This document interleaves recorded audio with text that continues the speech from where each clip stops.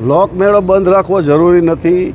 સરકારશ્રીને, કલેક્ટરશ્રીને મારી એવી વિનંતી છે. આ 50 વર્ષથી આ મેળો થાય છે, બરાબર?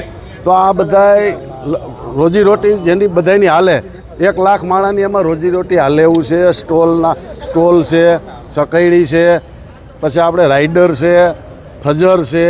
એમાં કાગળિયામાં કાંઈક નાની બાંધછોડ કરીને સરકારશ્રી અને કલેક્ટરશ્રીને મારી વિનંતી છે, સરકારમાં ધ્યાન દોરે અને આનું કંઈક રસ્તો કરે ને મેળો તો થવો જ જોઈએ. આ લોકોની મોજની વસ્તુ છે. આખા સૌરાષ્ટ્રના લોકો અહીં મેળામાં આવે છે.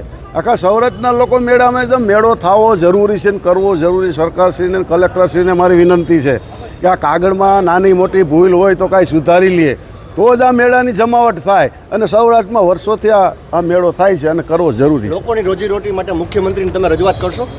લેટર હું લખીશ મુખ્યમંત્રીશ્રીને. મારો આજે જ હું લેટર લખી કે ભાઈ નાના માણસોની રોજીરોટી હાલે.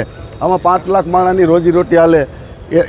એટલા સ્ટોલ ને આ તે નાનું મોટું કામ છે. સ્ટોલમાં એક સ્ટોલમાં 2, 5, 10 માણસો હોય તો બધાની રોજીરોટી હાલે. આમાં 5 લાખ માણસની રોજીરોટી હાલે એવો સવાલ છે.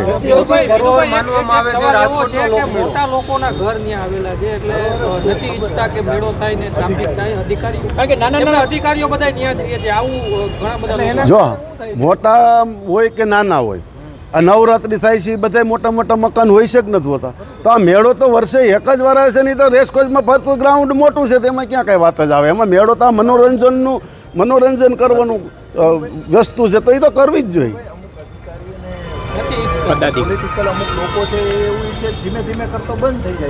તો પહેલાં બંધ કરાવી દેવો જોઈએ ને.